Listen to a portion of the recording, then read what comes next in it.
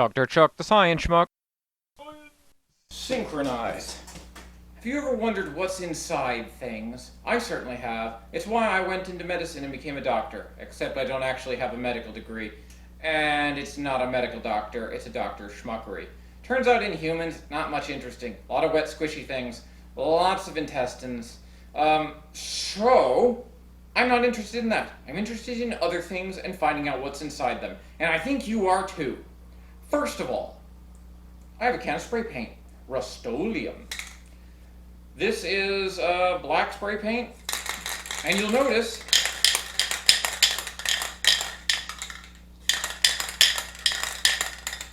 there's something in there. That's the agitator ball. Now, have you ever wondered what the agitator ball in a spray paint can looks like? Because I sure do. I'm like obsessed with wondering, what is it? Is it a ball bearing? Is it hollow? Is it like a bell where it's got like grooves cut into it? Because it sounds really light. Like, what does that actually look like? Now, I think on this it says, well, most of this is in a language I can't read. Contains acetone, liquefied petroleum gas, petroleum distillates, and xylene. Vapor harmful. May affect brain or nervous system, blah, blah, blah, blah, blah, blah, blah. Blah, blah, blah, do not expose to heat. Prolonged exposure to solvents, permanent brain damage. Vapors may ignite explosively. Do not smoke. Interesting that that's there. It doesn't say do not smoke with product, it's just do not smoke. Blah, blah, blah. I don't know what any of this means. This one's empty. I used all of it making that unwelcome mat for my brother. Problem being, there's still gas in there. So I need to let the gas out if I want to cut this open. You don't just want to take a saw to something that's pressurized. So I need to release this toxic flammable gas. I've opened the windows, but now it's a question of how do you get the gas out of a spray paint can? Well, that's what these clamps are for. First, I'm going to clamp it down.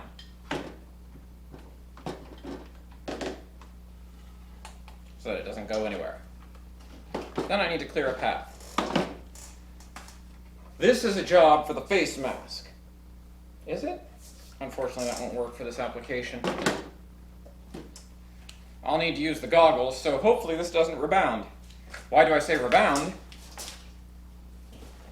Because I have this. You may remember that this is my homemade blowgun. It shoots a rather large metal dart when blown on. So I'm going to try to blow a hole in the can.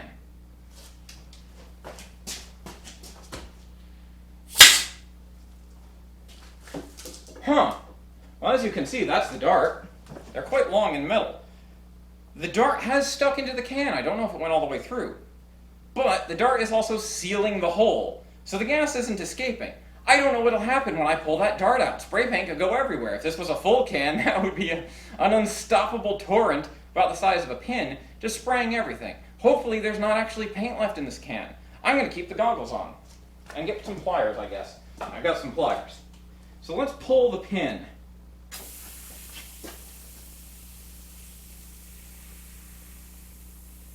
Well, it's certainly hissing. That was surprisingly adequate. This is the projectile it shoots. It's a specialized blowgun pin. You may have seen the short Tiny Schmuck video where I showed you how to basically make a blowgun out of a piece of tube. This is what it's for. You can punch a hole in a spray paint can. That would also go several inches into your head. So do be careful with these. And definitely do not do that on a full... Well, you can if you want. You can do that on a full can. It doesn't affect me. I need a saw. I see, said the blind man as he picked up the hammer and saw. The hammer is elsewhere right now. I'm also not completely blind, although I can't see without my glasses. And I've used that joke 2 times in this video series so far. Video series? This is my entire career you're watching. How far I've fallen. Ooh. It gets agitated when you shake it. Ooh. That is smelling. Oh, it's bleeding. Oh. Oh.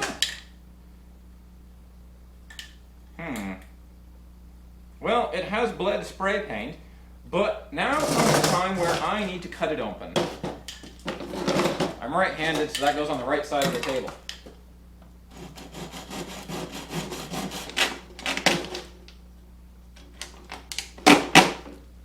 Well, that's extremely messy. Shouldn't be too bad. Now let me see if I can twist it a little.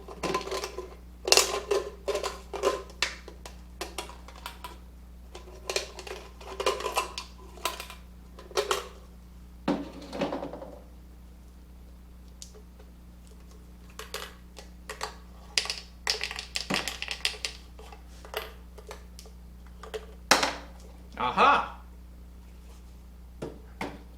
That smells very strong. I'm breathing a significant amount of xylene right now, and hopefully I haven't painted myself. As you can see, my hands have been slightly painted.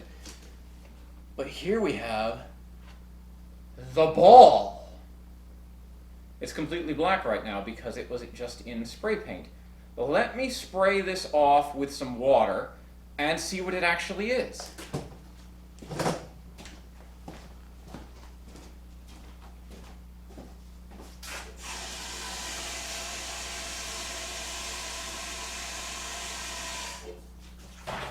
The water's not working. So check this out. It's a marble. Who knew? The thing inside a spray paint can is made of glass. It's a little, bluish, clear marble, which I would not have expected. I always thought it was metal, but this actually makes logical sense. Making a ball bearing is kind of expensive. Marbles are pretty cheap to make. They're just glass that's been rolled. That's all it is. It's like, so when you find these little, it's black in there. The whole thing's painted on the inside. When you find these little sort of kind of generic looking glass balls, spray paint cans have been cut open for them. Possibly, possibly not. So the next thing I'm interested in is this. Now, any of you who are under my age are probably wondering, what in the world is that? That is a light bulb. These don't really exist anymore too commonly. The reason why I have this is because I have a lizard, and the lizard needs a source of continuous radiant heat, so there's a light bulb over his cage, and you can get the expensive reptile bulbs or halogens or whatnot, but I just get the cheap ones at Home Depot. This thing runs on 75 watts. It's a pretty big bulb, and that'll just, provide heat for the lizard. Now, you may have seen, you probably haven't seen these, but if you look at old cartoons, a kind of a weird tangent, you look at like an old Tom and Jerry cartoon, there often, but not always, is a scene where, Jerry at some point grabs these things and starts lobbing them at Tom and they explode like bombs, which is a joke in the cartoon, but actually doesn't really have a context in modern situations, because back in the day, in like the 50s and prior, all the way back to when Edison first created them, light bulbs were vacuum sealed. In other words, when they were assembled and this electrodes were attached, the bulb was evacuated of all air. That was done using a powerful vacuum pump. One of the reasons why light bulbs weren't really invented until Edison and his team came up with them is because there wasn't a powerful enough vacuum pump to get the air out. The point of the vacuum is that the filament gets hot and it will burn if it's in oxygen. It'll just explode. Modern bulbs don't... Ooh, that feels weird. Like it's all springy inside. I wonder what's in there, but I have to explain myself first before I crack it open. Modern light bulbs don't do that. They're not vacuum sealed because that's, one, you have to have like a perfect vacuum seal. Two, that makes them pop. Well, it's technically an implosion because the air squeezes into the vacuum. It's kind of like when you shoot an old CRT TV with a shotgun, which if you've ever been to Pelican Island, they do that a lot. Modern bulbs are full of argon gas, which is an inert noble gas. So you look at the noble gas, you got helium, which is really expensive because it tends to exit our planet very easily. Neon, which is around, and then argon, which we have a lot of, which we use in these. It's also, if you look at your windows closely, you see there's two pieces of glass. In the space in between, argon. Where does the argon come from? You're breathing it right now. Argon comes from the air. The way they get the argon out of the air is called a cryofractitioner. It's basically a giant freezer. It freezes the air, essentially. So the first thing that comes out is CO2, which, water comes out first because there's water inherently in most air. Then the carbon dioxide, which comes out as like dry ice, and you can process that. Then comes, I think nitrogen comes next. That's what the liquid nitrogen you buy at the store is made of. Then liquid oxygen. Not fun to play with that. That's pretty flammable. Well, the opposite of flammable, it's a reactive gas, so it makes everything it touches flammable. You keep going, you get argon eventually. And that's where all the argon comes from. It's made in, it's just around, it's on the planet. Here, a car. So these are pressurized with equal atmospheric pressure argon. I hope I didn't just get spray paint on my face. Oh well. So it's inert. Now, that's not true of all incandescent bulbs. Part of the issue with these is that inside there should be a filament, and the filament eventually burns up. This isn't something you probably have ever seen, but if you shake the bulb when it's burnt up, you can hear it because the filament is separated and it's jingling around. It's not an electrical connection anymore. That can be cured by halogen bulbs, which halogen bulbs rely on a chemical reaction that the filament's usually tungsten. When it's put in a halogen, like chlorine gas, when it's hot, it evaporates into the chlorine as like tungsten chloride, which then reprecipitates on the electrode, allowing them to last much longer. Argon bulbs burn out real quick. They don't really last longer than a couple months, which is why I have a lot of these that are all used up. And I want to sacrifice this one in the name of science. It's burnt up. I can't use it for anything. And I want to liberate the argon gas that is trapped within this bulb into the atmosphere at large so that it can go join its other argon friends. How am I going to accomplish that? Well, you grab it and you squeeze. Don't do that. It'll tear your hand apart. I mean, you can really do it if you want to. I'm not going to stop you, but it's not a great idea. I mean, most of my ideas are bad, but that one is not great. I'm going to put it in this plastic bag. Wrap it up. Face shield. Hammer. Destructive.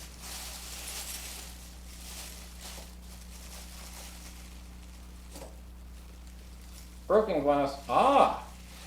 Will you look at that? So, original tungsten type bulbs apparently don't really exist in America. They were outlawed. You can probably find them in some places, but not generally. So what is this that's inside the bulb? That's a tiny halogen bulb that actually contains the filament and probably a sizable amount of toxic chlorine gas. The filament is broken, so that is ruined, but that is the actual center of the bulb. So, a little bit disturbing. I could have done that to an intact working bulb. This would still run. It would be crazy dangerous because those are exposed electrodes. You touch that and you get the volts. It would also get super duper hot. Now, that thing is theoretically full of halogen gas, which is toxic, and I'd really rather not breathe. So we're going to crack that pretty carefully. Again, face mask. Smaller, so it's harder to find. Halogen bulbs are not made of glass, they're made of fused quartz. Ventilate that. A little bit of chlorine probably won't hurt you. Oof. But yeah, they're made of fused quartz. It's a lot thicker and a lot harder to break than ordinary glass.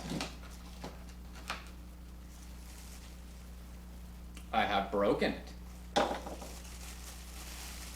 But now I would like to carefully, very carefully, I need pliers, very carefully extract the tungsten. So tungsten is a relatively rare metal.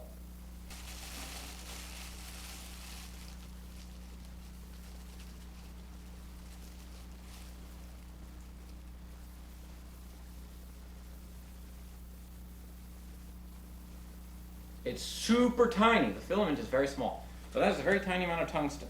The problem being it is so incredibly fragile at this size that it just disintegrates in my hands. So this is part of the reason that I was interested, is one, to see if it's actually a halogen bulb in there, and two, to determine essentially if the tungsten is a viable amount of tungsten that can be used for anything. The answer is no. It's very small and too fragile for actual use. And good luck trying to melt it down. Tungsten doesn't really melt. There is something I would like to do with this glass fragment, though.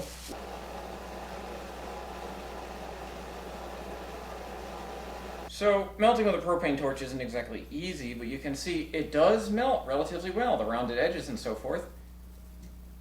Probably a viable source of glass for some projects. I'm also interested in knowing, is the white stuff on a light bulb painted on the inside or the outside?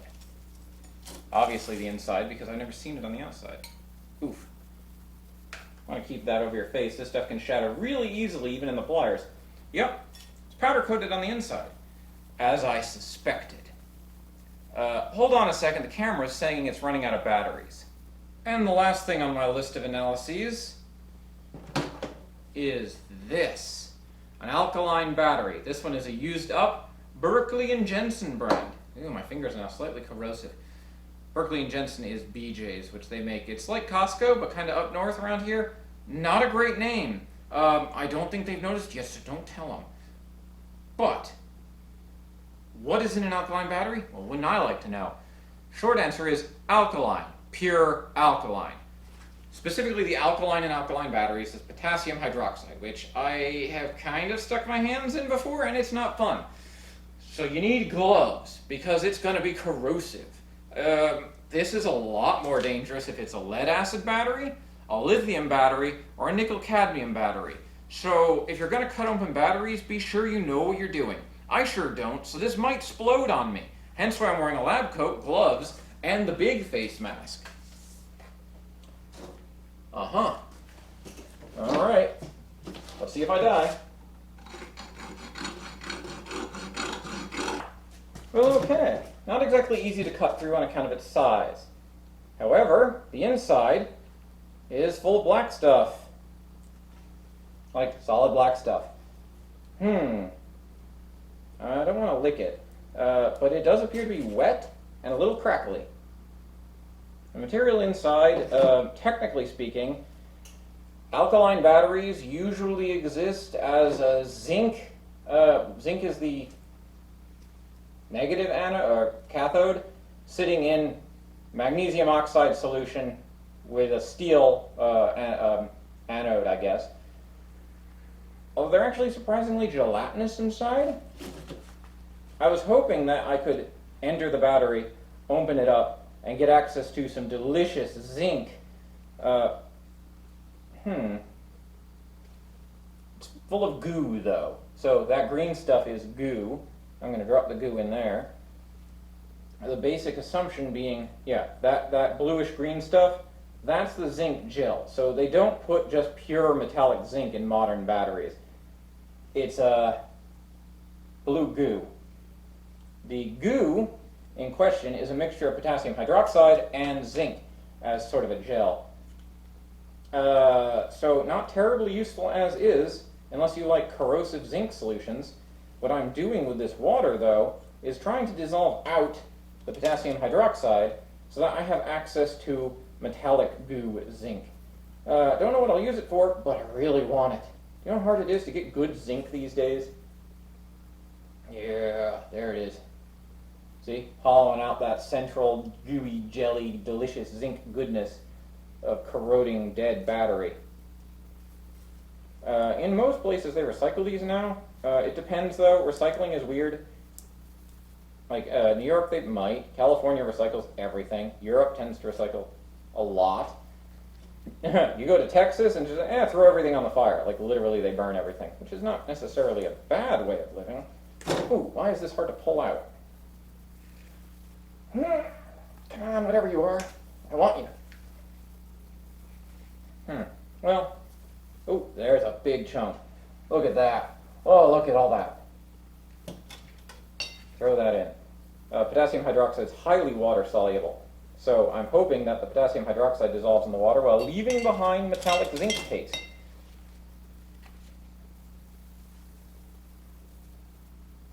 I don't really need this brown stuff, which is probably a mixture of carbon and magnesium oxide, which I've tried working with magnesium oxide. It's a pain. It tends to turn into magnesium hydroxide whenever you do anything to it that involves aqueous chemistry. Not really, actually, but kind of. I don't know. I never took inorganic chemistry in college. Doesn't have a smell, interestingly enough. But yeah, that's a hollowed out battery. I just dug out the goo Interestingly, these batteries are not that bad. It's just corrosive more than anything else. So that's pretty safe. As I said before, if you do that with a lead acid battery, they're literally filled with sulfuric acid. You will dissolve yourself if you're not careful. Like, that's really bad acid you don't want to get on you. Potassium hydroxide, I can get that on my finger. I'll just wash it off. It's fine. Sulfuric acid is not fine if it's on you. Lithium batteries tend to explode. Lithium is not very stable, and there's metallic lithium in them. They go and burst all over you in light fires. This is a dead alkaline battery, so it barely had any energy to begin with. Nickel cadmium, if you can find them, there's probably still a few around.